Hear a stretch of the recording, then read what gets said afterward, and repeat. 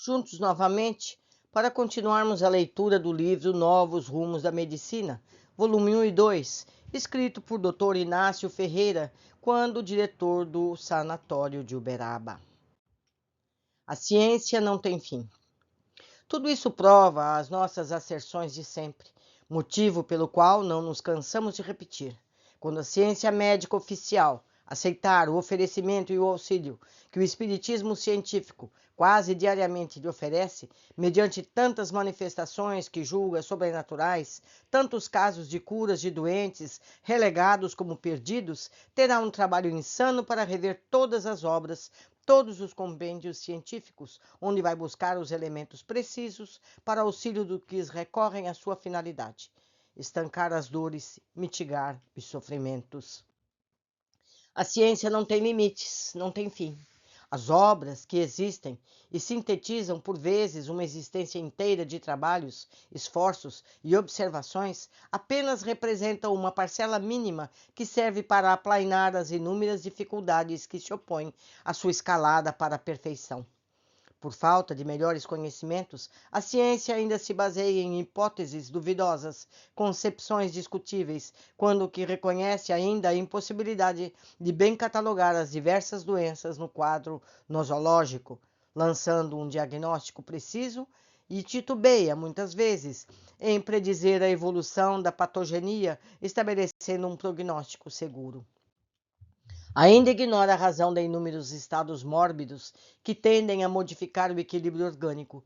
Como agem essas causas que, ora vagarosas, ora repetidamente, provocam um distúrbio, por vezes fatal?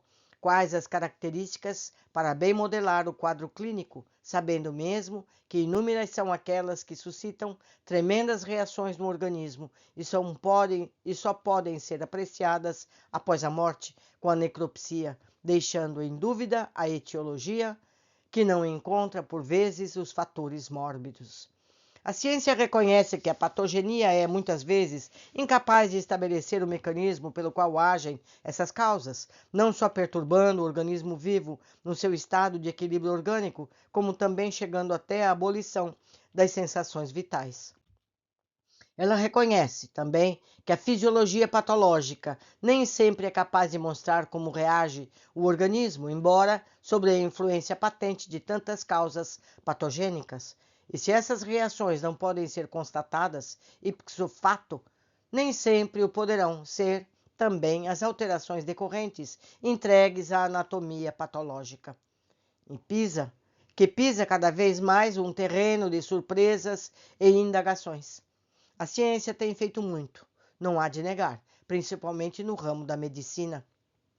Se tem feito muito, se tem produzido bastante, todavia, relativamente ao que tem que fazer é de produzir, ainda não deu sequer os primeiros passos para a finalidade que lhe compete. Ela tem que lutar contra muitas coisas, muitas manifestações, e essas são tantas que ela trabalha, estuda, investiga, dia e noite, e embora sabendo que está no princípio, não se intimida nem descorçoa ao levantar os olhos para a estrada a percorrer, e onde só percebe o infinito que se estende sempre. Quando as variações externas se produzem, rompe-se o equilíbrio orgânico, e são quase infinitas essas variações externas, que obrigam o organismo a se adaptar ao meio, fazendo com que passe por uma série de reações e vacilações. Variações ambientes, ora ligeiras e lentas, ora intensas e bruscas, os agentes físicos, os agentes químicos, os agentes animados ou mecânicos, todos eles se subdividindo em variedades que se contam por centenas e milhares de concausas. A hereditariedade, com sua marca biológica, transmitindo tantas e tantas máculas, apanhadas por vezes no correr de séculos e que se vão perpetuando de geração em geração.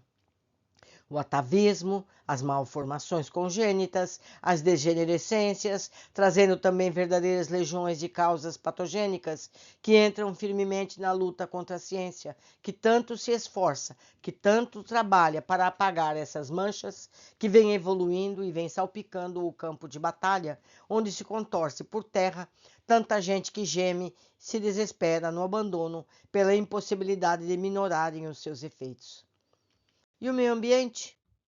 Dispersa referências, pois se patenteia em toda a extensão aos olhos do mundo, mormente essas fases de transição, porque passa a humanidade, fases em que os choques e os desesperos levam as criaturas a se espezinharem, a se maltratarem mutuamente, na ânsia de vencer, não se deixando ficar abandonadas ao longo da estrada, ultrapassadas pelos mais fortes e audazes, e à espera da morte, pela tortura, da fome, da sede e das intempéries.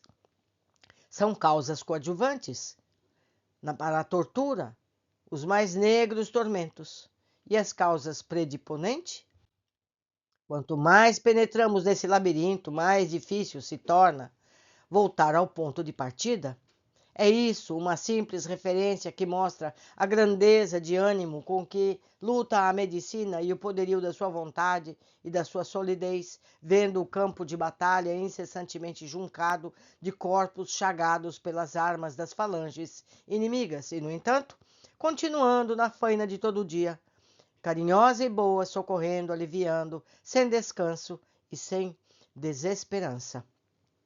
Essa luta seria menos inglória, todavia, se o orgulho e a vaidade não empanassem esse poderio que julga bastar a si mesma, recusando o auxílio do espiritismo científico, que lhe pode oferecer tantas armas poderosas e eficientes para ajudá-la no combate às causas patogênicas que destroem a proporção que ela edifica. Isso porque, além desses fatores morbígeos, que se desequilibram as funções normais da matéria, existem outros mais importantes que os primeiros, causas permanentes e adjuvantes de tantos e tantos distúrbios que a preocupam, fazendo perder um tempo tão precioso no campo das considerações dogmáticas. Doença é o conjunto dos fenômenos que se produzem em um organismo, sofrendo a ação de uma causa mortífica, morbífica e reagindo contra ela. Enquanto a ciência oficial entender por organismo somente essa matéria que se putrefaz e que se transforma, esse aglomerado de músculos, ossos, nervos, artérias e veias que o constituem, abandonando, porém, esse que lhe dá a vida, movimento, inteligência, raciocínio, ela terá que palmilhar muito vagarosamente nesse campo de dor, ouvindo gemidos constantes, lamentos contínuos, apesar dos recursos que traz aos seus laboratórios após esforços tão agentes. Aqui uma observação minha. A seguir há uma série de fotos de indivíduos e classificados patologicamente. Omiti as fotos por não serem relevantes a este estudo e a qualidade da imagem está muito ruim.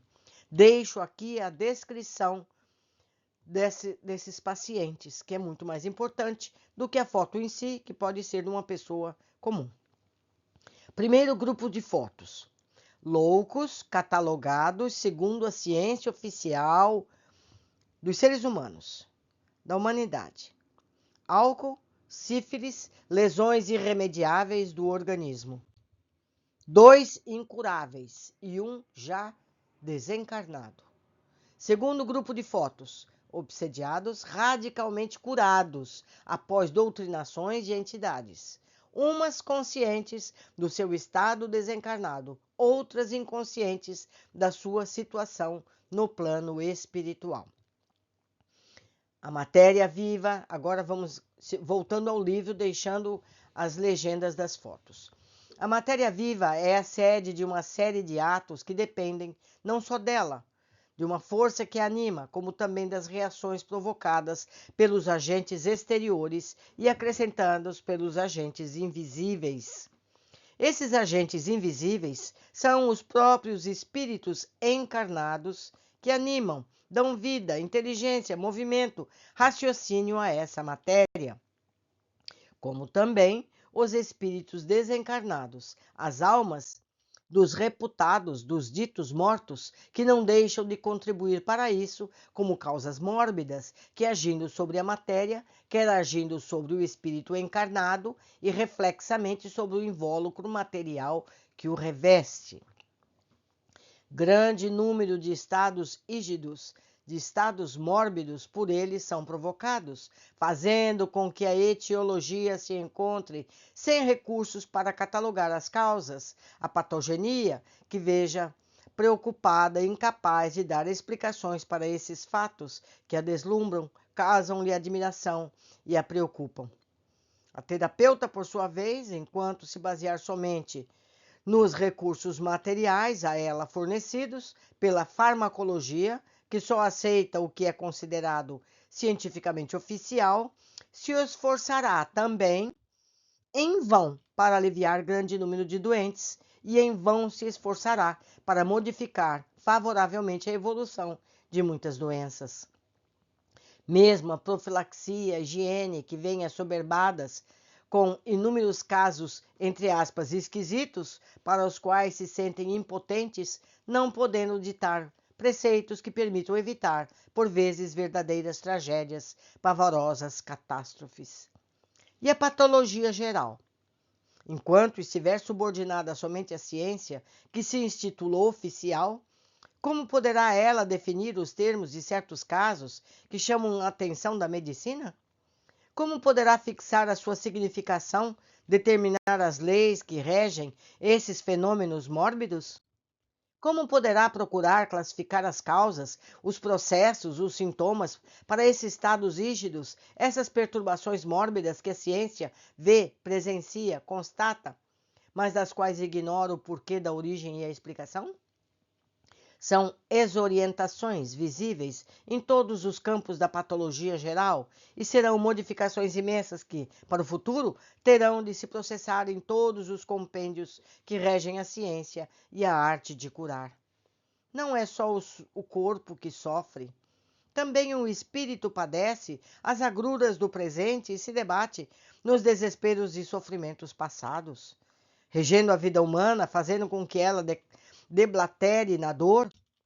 Além dos sofrimentos provocados pelo seu próprio desequilíbrio, existe uma série infinita de cordéis, ainda invisíveis aos olhos materiais, porém previstos intuitivamente pelo espírito encarnado. Por detrás dessa cortina material existem outros mundos, mais evoluídos. De lá é que nos chegam as determinações precisas para o movimento básico da sociedade, e lá são traçadas as linhas mestras dos conhecimentos de cada dia. Conhecer esses mundos, conhecer essas novas vidas, que não deixam de ser as nossas próprias vidas, sem a matéria que deforma e restringe, está o supremo anseio de todos nós, porque é ali que estão concentrada toda a felicidade, todo o bem-estar que não podemos usufruir por causa de nossas imperfeições. Ali a ciência oficial encontrará laboratórios imensos, de cujos mananciais poderá tirar tudo o que é preciso para saciar a sua sede de progresso e de grandeza. Enquanto não se descobriu o microscópio para o auxílio das suas lentes poderosas, devassar-se o infinitamente pequeno, que abalava organismos e ceifava vidas, a ciência se via impotente para determinar, classificar, acompanhar e tratar tantos e tantos casos fatais. Faço eu aqui uma observação. Quando Pasteur falou dos vírus, dos germes, das bactérias que não eram visíveis, riram dele. Riram de Pasteur. Onde é que já se viu que você tem um bichinho, uma coisa invisível que mata a pessoa? Aí eles notaram que os médicos, os estudantes de medicina, que trabalhavam com os cadáveres nos necrotérios, quando iam fazer parto, aquelas crianças morriam. E os médicos que faziam partos, mas que não estavam no necrotério, as crianças viviam. Por quê? Porque os médicos que iam aos necrotérios traziam de lá bacilos, germes, bactérias infecciosos dos cadáveres. E isso contaminava os bebês. Aí ele obrigou que se lavassem as mãos, que se fizesse a desinfecção. Aí passaram a acreditar. Aí, quando inventaram o microscópio, aí eles puderam ver o que era antes invisível. Agora se passa o mesmo. A ciência não enxerga os espíritos e por isso não acredita neles. Mas dia virá que eles vão entender. Continuando a nossa leitura. O mundo dos infinitamente pequenos, por invisível que era, não deixou todavia de durante séculos minar o organismo humano, putrefazer em vida a matéria, abrir claros enormes nas populações vitimadas pelas epidemias. Descobertos, estudou-se a sua evolução, pôde-se conhecer o seu habitat, suas produções tóxicas que não foram dominados completamente, pelo menos pode-se opor a uma terapêutica sensata capaz de dominar o seu ímpeto e o seu extermínio. O espiritismo, saiba a ciência oficial, será a lente poderosa desse novo microscópio, através da qual se poderá devassar esse mundo invisível aos nossos olhos materializados. Essa lente poderosa deslumbrará a própria ciência quando esta resolver olhar através da sua objetiva. E eu digo mais, meus amigos, o número de pessoas que estão nascendo já com mediunidade não vão precisar de lente nenhuma, não vão precisar, elas vão ver essas pessoas, essas crianças se tornarão médicos. Eles vão ter vidência, eles mesmos vão poder constatar tudo isso, sem precisar que se prove. Continuando a nossa leitura. Aparelhada assim vislumbrará um mundo novo e nele integrados como verdadeiros sacerdotes do bem, espíritos iluminados, auxiliando a humanidade nessa luta gloriosa que sustenta para o progresso, para a grandeza e para a perfeição.